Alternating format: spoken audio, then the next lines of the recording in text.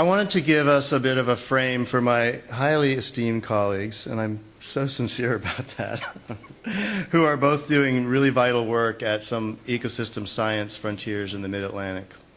And Tony said I got to say a few remarks, even though I'm just the moderator of this, so here I go. You'll probably be sorry, but I was just, for some reason, the phrase that someone smart said once, the economy is a wholly owned subsidiary of the environment, of the ecosystem, came to mind last night.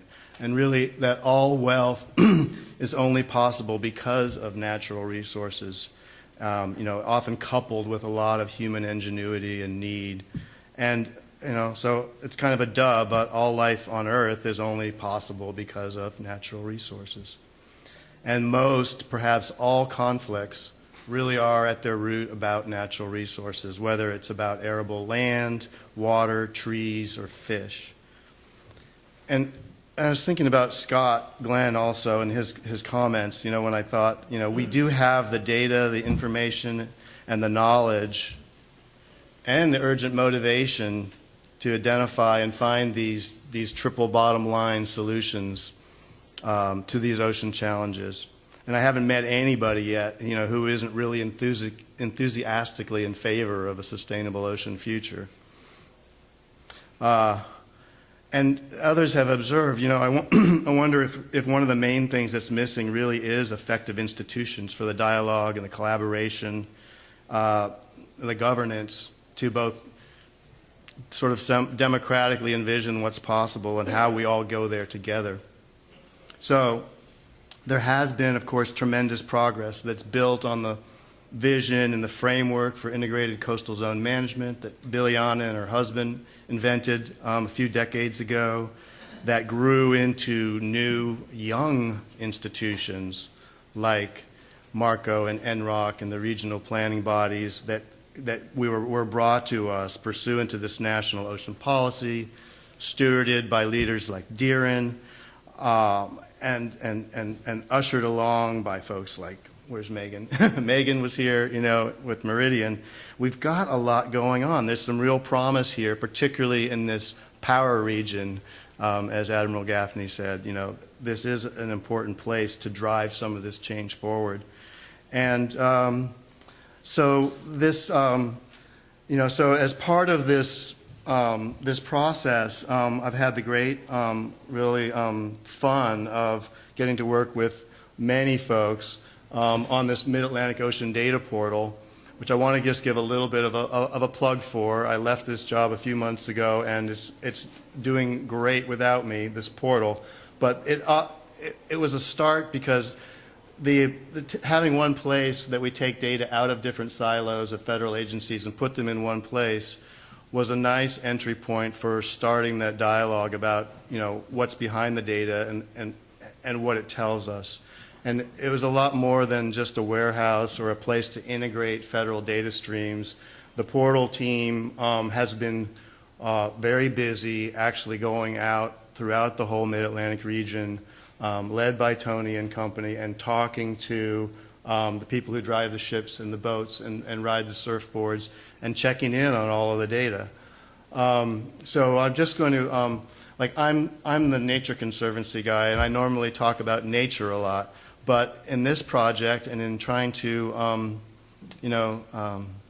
do what I, to be helpful, it's been necessary for me to really understand the human side of things a lot more.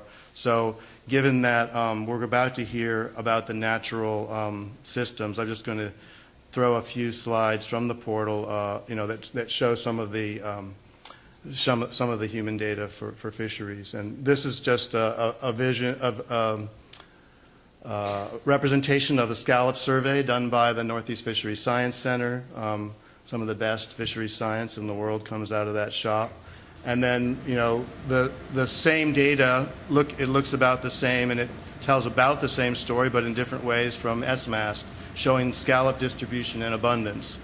And then we see the scallop fishing footprint of where the scallops are today and where the people are fishing for them today.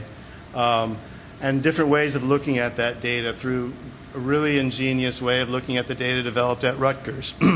So in this case, we can see not only where people are fishing for scallops, but you can click on a point on the map, like right there, and we can see that at that spot, the boats that are fishing there are coming from Newport News, Virginia, and Stonington, Connecticut, and New Bedford, and Fairhaven, and Cape May, New Jersey. So this just underscores the need for this regional approach. And it's a really busy ocean. We're zoomed in here now, and I threw some ship traffic and some artificial reefs and some proposed wind power development areas on there. This is a start. I'm very optimistic. You can't, the maps are important. You can't manage habitats and ecosystems if you don't know where they are. I used to say that a lot, and now I have to change that because it's really, you can't manage habitats and ecosystems if you don't know where they're going. And Malin and Pat are some of the, at the top of their game, the top of all of our game on answering some of those questions. And so I'm going to turn it over to them now.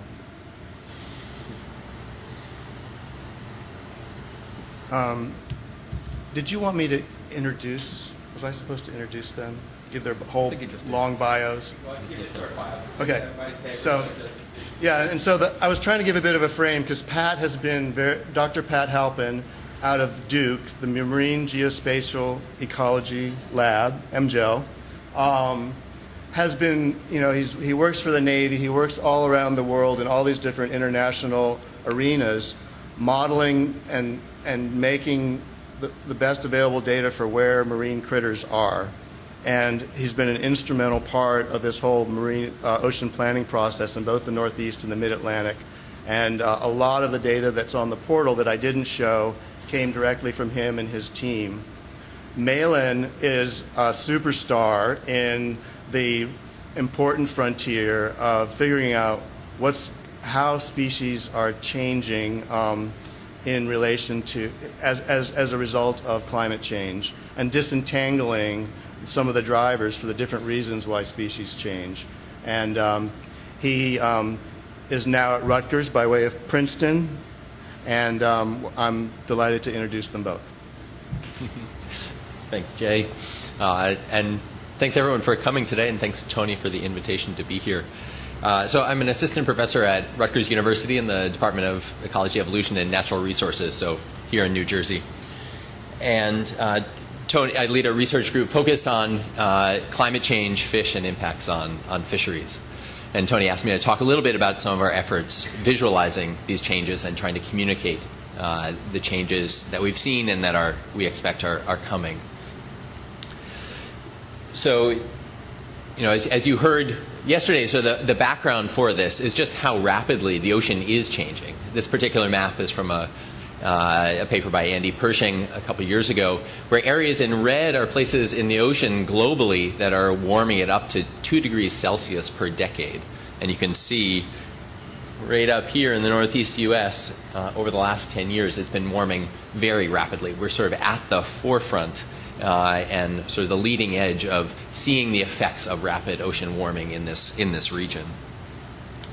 And then we're also seeing these changes then are really affecting where we find ocean wildlife as well.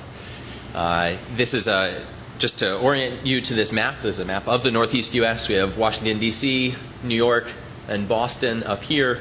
And in this particular map, the areas in red are showing areas where black sea bass were really abundant in the late 1960s. And fast forward to 2014, and you can see a rapid northward movement of black sea bass as well. So down really off Virginia and Maryland in the late 1960s, and now throughout the Mid-Atlantic Bight, and even starting to show up in the Gulf of Maine in some cases.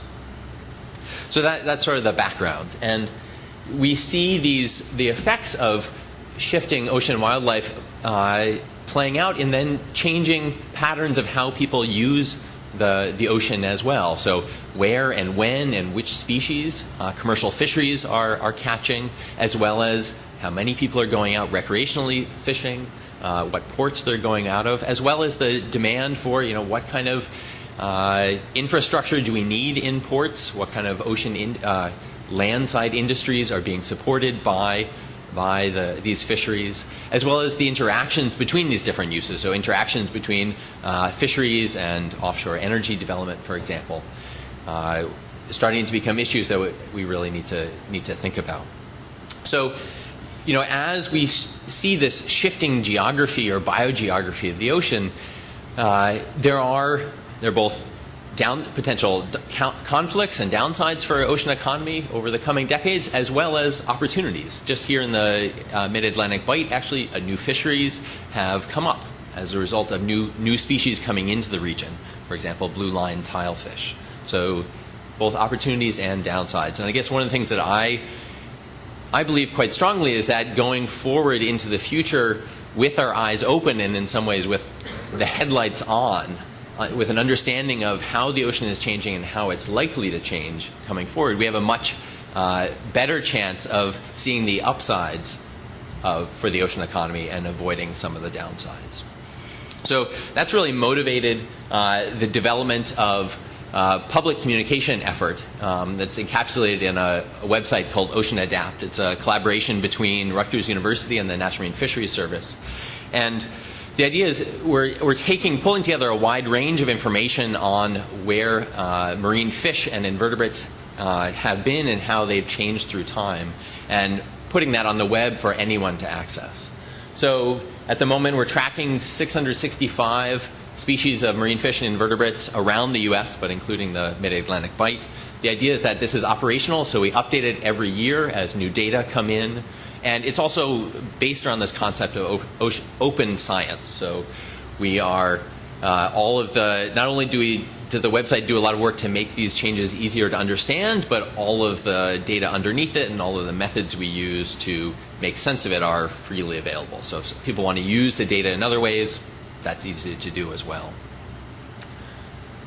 So just to give you one example, this is a sped up version of some of the animated maps that are on the website. This is for red hake. It's a species that was part of the whiting fishery here in the mid-Atlantic Bight in the 1970s, 1980s. And you can see when this loops back to the 70s and 80s, red hake actually was quite abundant in the mid-Atlantic Bight back then. Now, though, it's primarily a northern New England species. You can see that it's sort of contracted off the mid-Atlantic Bight and moved north. And I guess the other point is that we've found that maps really are quite a powerful way to communicate these changes through time. We do also summarize the changes that are being observed in national indicators. The Environmental Protection Agency, for example, is using data from this effort as one of their national indicators of climate impacts on marine wildlife. The top graph goes from 1980 to the present, and as that line moves up, it's showing actually how far north, on average, ocean wildlife around the U.S. have moved. So you can see that northward shift in general in the U.S. The bottom graph is showing actually how ocean wildlife fish and invertebrates have also been moving deeper.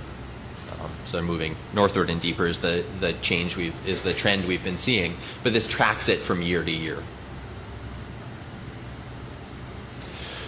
Where we're moving, and sort of the paper that's the background for this is just in revision right now, but trying to take the changes that we've seen over the last few decades and then use the best information out there on how we expect the ocean to change over the coming decades, and actually use that to help people understand what are the changes we're likely to see in our oceans in terms of where marine fish and invertebrates are likely to be found. So we're making projections of where suitable habitat for a wide range of species are likely to be over the coming century. We break this down into 20-year chunks. So this is just one example. For Spanish mackerel, it's an important fishery species, including in the southeast U.S., but by the end of the century, we actually expect there to be quite a bit of suitable habitat here in the mid-Atlantic Bight for something like Spanish mackerel. And I'm showing you long-term projections here, but like I said, we do go through the shorter-term intermediate steps as well. and look at the range of possible futures that we're likely to be dealing with and that ocean economy will be adapting to going forward. I was just going to briefly mention as well some of the research going on in the lab to try to understand as we think about potential conflicts between industries, for example, between fishing efforts and wind energy development. Are there ways that we can plan and think forward so that we can actually find ways to use the ocean compatibly? And if we, especially as we're thinking about ocean wildlife moving, is there a benefit to planning ahead and to incorporating these movements into our planning? And at least what we're finding so far is that if we do think forward a few decades, then especially for some of this infrastructure that's likely to be in the ocean for many decades, it's actually quite possible and quite easy to avoid those conflicts by incorporating some of these projections into the planning now. And I think that there's a real upside to starting to think ahead and think proactively in that way. So just tried to sort of cover these issues quite briefly. Hopefully we can have time for discussion afterwards. But just make the plug that we do have this website, oceanadapt.rutgers.edu, really trying to provide data to help guide and inform the marine economy in a changing climate. We have data on species distributions and really trying to look for these win-win solutions. So, thanks.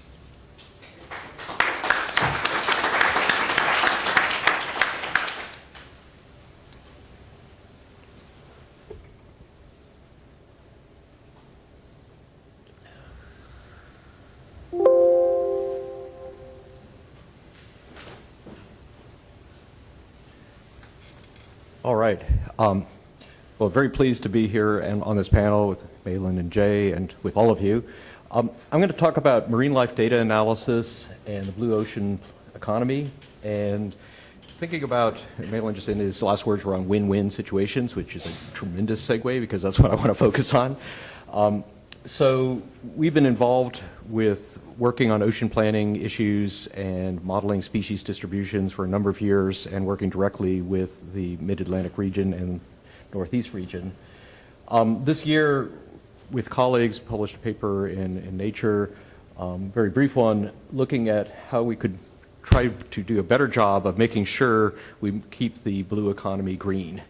And the idea with that is that we have almost limitless capacity to industrialize the oceans, but we really need to reimagine how we're going to effectively measure, monitor, and sustainably manage our growth into the oceans. And it's been mentioned several times the last 2 days that this is much of a bigger issue and more recognizable issue internationally, and really hasn't really connected, I think, with the U.S. citizenry at this point. So this is something we're very interested in, kind of not just in the Mid-Atlantic, but globally on how do we keep the blue economy green. So thinking about that, we need to have detailed, objective, and accessible information to do this. Any of this decision-making is going to need to meet all those requirements and more. And the main question I've been focusing on is how can we provide information and tools to balance when and where we do development in the oceans that balance that with natural resources and marine species and habitats. Can we find ways to make this coexist? And I think whether you like it or not, we're going to be developing the oceans, and we need to do a good, objective, forward, proactive way of thinking about it. So we've been involved with ocean planning, specifically on the Atlantic coast, with INROC and MARCO and the Northeast and Mid-Atlantic planning bodies. My lab is the lead of what's called the MDAT team, the Marine Data Analysis team, but it actually represents my lab and 2 NOAA labs that have been working with us on organizing mainly the megavertebrate data, so the marine mammals, sea turtles, seabirds, and fish data for the regions. We've also been working in the Southeast, but there isn't a formal planning process going on. But I want to actually mention that we've been trying our hardest to make sure we build all of the data seamlessly for the Atlantic coast from Florida to Maine. And we think it's extremely important to do that because you can't work in the Mid-Atlantic without thinking about the communities and ecosystems north of you and south of you. And Malin was just mentioning, shifts in species, Spanish mackerel, things like that. We're actually working jointly on a project on future oceans and fisheries, and I just started a new PhD student, and she's working on southeastern fish, but mainly because they're going to be your fish. And so we're, actually thinking that far ahead, that training up the next generation of students working on topics, we need to be really thinking of it in a broader perspective. So for marine life data, we've been assembling a lot of data on fish, mammals, avian species, and we've entered more than 5,000 GIS data layers in the Mid-Atlantic portal in the last 2 years, which scares a lot of people. It doesn't scare me at all. Data is good. And having a big library of data is even better. And I think it worries federal agencies and planners and people that say, oh my God, we're going to be overwhelmed with this stuff. But the issue is, how do you make sense of the data? How do you create tools that can access it? It's not like you have to memorize all 5,000 data layers to do effective things.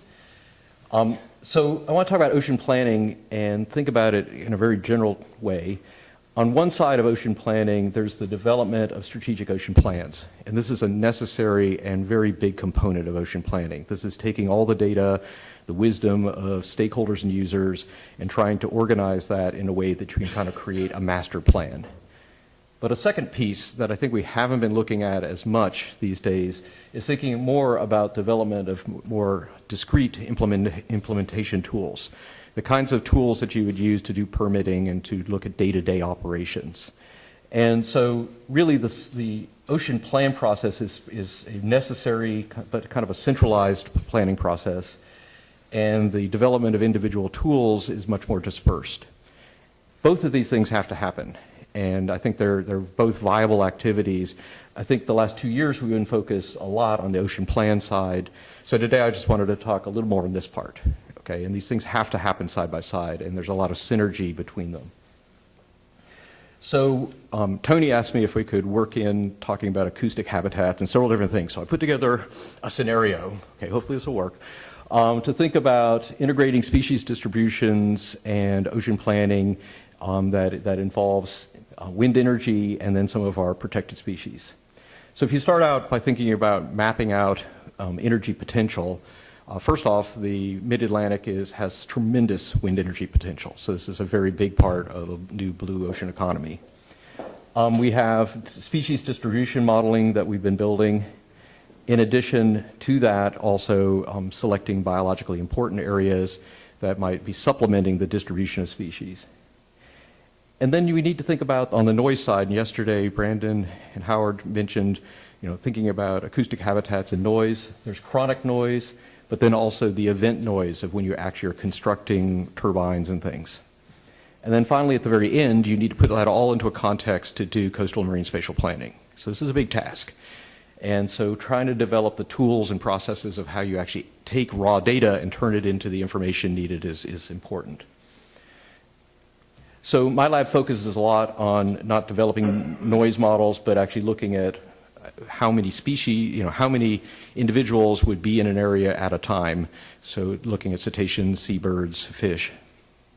And so when we do modeling, we tend to start by aggregating spatial data. And we've been aggregating together more than 30 years of observation data, and it's literally hundreds of thousands of kilometers of survey effort from ships and aircraft. We take that data, we need to fuse it dynamically with oceanographic data. And also yesterday you heard about the great resources in the Mid-Atlantic, has fantastic oceanographic data, so it's actually a very wealthy place. And then we put that into statistical models to try to predict the distribution and density and abundance of species, and then create GIS information products that can be used for decision making. It looks so easy when it's just like one PowerPoint slide. Okay. Years of work goes into that. We also are working a lot on trying to make these models more dynamic and time sensitive. When you're dealing with migratory species, an average annual map is probably worse in some ways than having a map at all, because it gives you really, really, strange distributions, because, what's the average location of something that migrates across the entire seacoast. And so we have to be very careful about being able to make these time-sensitive data sets. And Malin was showing some examples of different kinds of temporal periods, annually, but then across decades. So if you're interested in the development of this, is a paper from 2016 on the modeling efforts. Just to worry people at the data portal, we just submitted a whole new version of all the models last week to the Navy. So everything's obsolete and going to be changed again. Yes. Okay.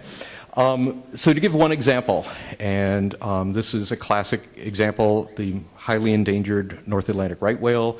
It's a migratory species, has a very small population, highly endangered, and has a strong migratory trend from going from northern foraging grounds in the summer to a migratory corridor to calving grounds in the southeastern part of the U.S. And, the map on the right is just a prediction model for the summer season showing the observation data on the predicted areas. So this is just one example of the many, many, many models we've been developing. So when you think about that, we've been able to start to develop data that answers these questions on species densities and biologically important areas. If we're now thinking about the noise part, we need to work with engineers and physicists on developing sound field maps. And so I'm going to show you some examples from a few years ago, really just to illustrate this point. So you have two different kinds of noise here, chronic noise and event noise. And so to merge those things together, we need to think about these kinds of noise in a noise budget context. And so the first type of noise is actually not silence, it's ambient noise in the ocean. The ocean's actually a noisy place, even without humans. So things like fish, snapping, shrimp, all the natural sounds in the ocean. Then you have chronic noise from shipping, fishing fleets, things like that. And then event noise, seismic surveys or pile driving for putting in wind energy sites. And so this is some examples for the mid-Atlantic of looking at chronic noise fields at different depths. And so here we're just getting shallower water. The main trend you see is that it's noisier near the shore in a chronic sense. And that's just because of so much higher densities of ship traffic close to the coast. When we're thinking about event-driven sound, you can think of an example here looking at Cape Wind, and this is looking at pile driving events that you'd have or surveys, seismic survey events that you'd have in a particular site. And you need to think about these things measured on top of each other. So you have the chronic noise, and then you have the events on top. So if you're thinking on then overlaying that with a migratory species, you can think about, well, what would happen if you had North Atlantic right whales swimming through these noise fields? And this is looking at observations of North Atlantic right whales. And this is looking at some tracks of the actual pathways of North Atlantic right whales through their migratory corridor. This is probably the hokiest map I've ever made, where I made a little map of our whales swimming through the ocean, just for your entertainment. But the idea here is that the whale would be going through sound fields and would be going through different noise levels, chronic noise levels. So it's not an even pattern. And so this is kind of our planning environment, and this is really just a mock-up, just to get you thinking about this. And so we have an endangered animal that's swimming through here, and the sound could be masking out their communications and their ability to function normally.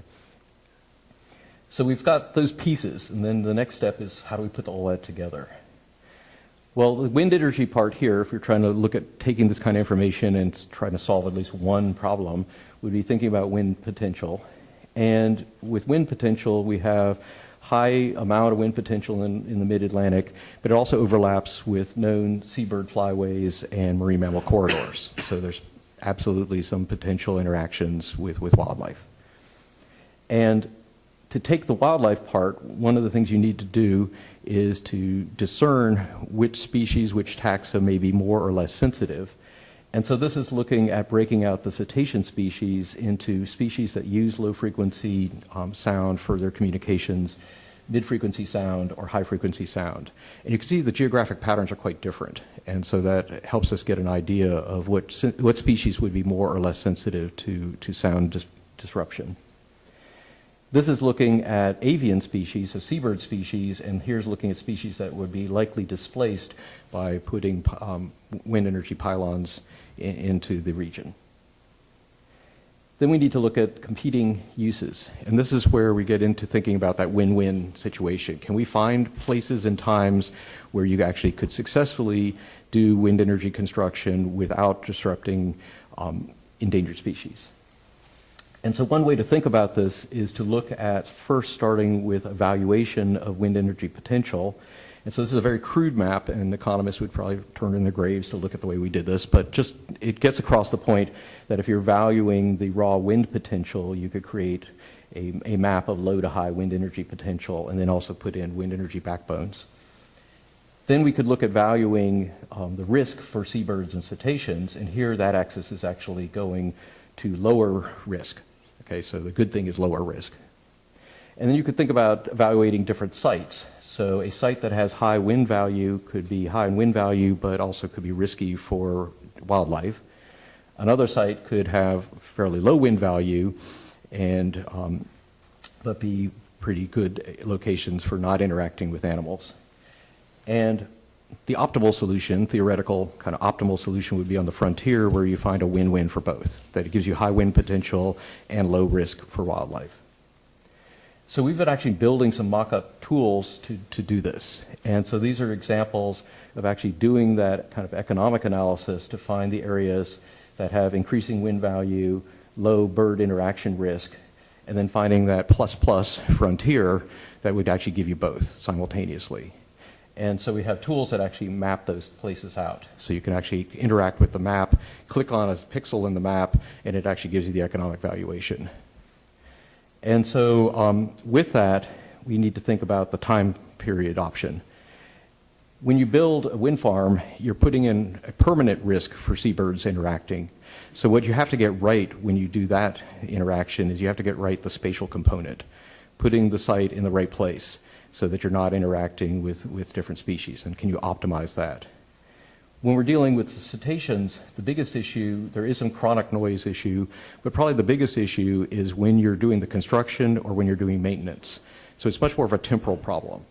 And so you can think about that in a fairly different way. And so the tools that we've been prototyping allow you to go in interactively and locate a site that gives you a good site for having high wind potential and low seabird interaction. And then it also tells you what time of year would be the best time of year to build it. And so that's where we're going. We're prototyping this, but it's mainly right now a way for us to think about how would you actually develop these things to get people at the table and talking about both issues. And so, so this is something where we think there's a lot of promise to actually bring industry and conservation groups together and have a working playing field where both teams can work. The last thing to mention is we were just looking at two sectors there. We're looking at conservation and wind energy development. We need to do this in a more multidimensional perspective and add in commercial and recreational fisheries and other important sectors, because a site could end up being low risk to seabirds and good for wind potential, but also be awful for fisheries. And so we need to be able to do this in a multi-sectoral context. So just to end up here, I know that was kind of going into a more of an example, but I thought it was a good one to try to show you guys.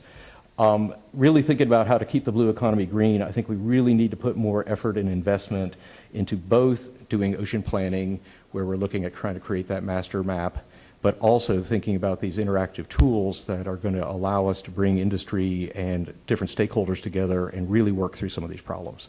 Thank you.